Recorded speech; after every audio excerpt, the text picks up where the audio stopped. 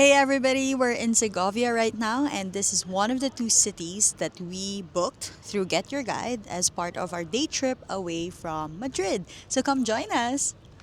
Madrid is amazing, but sometimes you've got to step out of the city to find Spain's hidden treasures.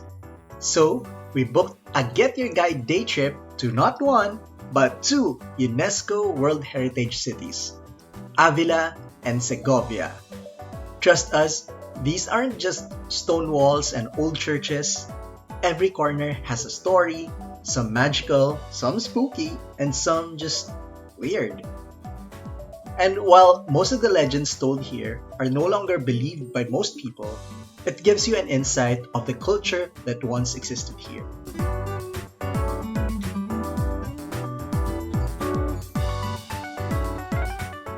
Our first stop, the Alcázar of Segovia. The moment you see it, you'll get deja vu. It's something familiar. That's because Walt Disney is said to have used this castle as inspiration for Cinderella's castle. But don't be fooled by its fairy tale looks. The castle has been a fortress, a royal palace, a prison, and even a military school. The walls here have seen more drama than a Spanish telenovela. Stepping inside the Alcazar feels like slipping through time, or straight into a Disney movie. The stone corridors open into rooms that look like they were really designed for kings and queens to hold court.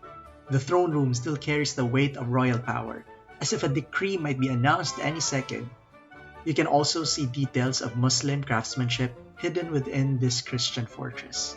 Just the name itself, Alcazar, it screams multicultural, telling Spain's multicultural history. Next, the Lady of Cathedrals. Segovia Cathedral towers over the city like a queen crowned in stone. Gothic arches, Renaissance details, light pouring in through stained glass. There's a legend at the north entrance, Puerta de San Frutos. You'll see a statue of Saint Frutos. He's holding the Book of Life. Locals say the world will end at the moment he turns the last page.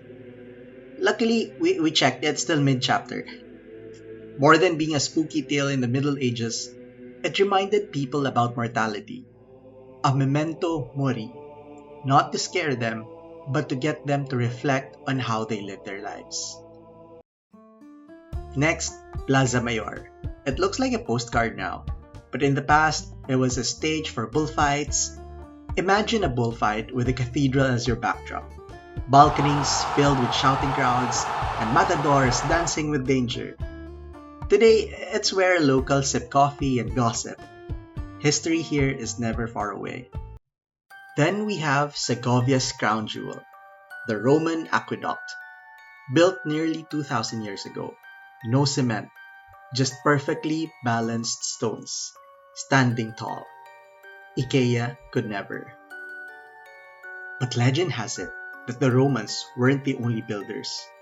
Legend says a servant girl, tired of carrying water uphill, struck a deal with the devil. Bring me water and you can have my soul. The devil built the aqueduct through the night. But at dawn, the last stone was still missing. So the girl's soul was saved because it was not fully built. And Segovia got its aqueduct. To this day, you can spot the gap where the devil failed, and that gap is where the statue of the Virgen of Fuensisha stands today. Our tour included a stop at Restaurante Muñoz with a free aperitif, a drink, and a little snack. But here's our tip. Take the freebie, then eat somewhere else. Yeah, the food here is expensive and quite meh. So yeah, don't be ashamed, just take the freebie, eat somewhere else. Now it's time to go to Avila. Avila isn't all about the walls. The wrap around the old city, like an old necklace, almost perfectly preserved from the 11th century, reminds me so much of Game of Thrones. Walking here, you feel like a knight about to ride into battle. But it wasn't just defense. Back then, the walls were also a symbol.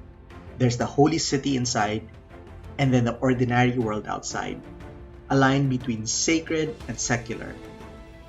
We have Avila's Basilica of San Vicente. You'll hear one of the city's darkest legends. Vicente and his siblings, Sabina and Cristeta, were Christian children who refused to renounce their faith during the Roman rule. They were tortured and eventually killed on this very site. The basilica was built to honor them.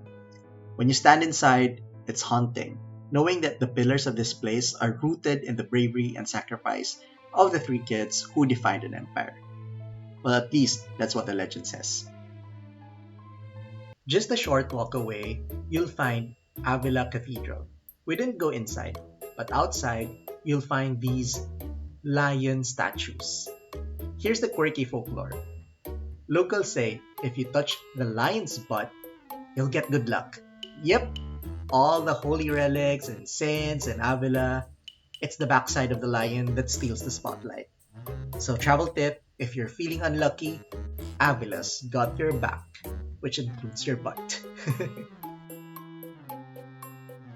Finally, we stepped into the Church of Santa Teresa of Avila, built on the spot where this famous mystic and reformer was born.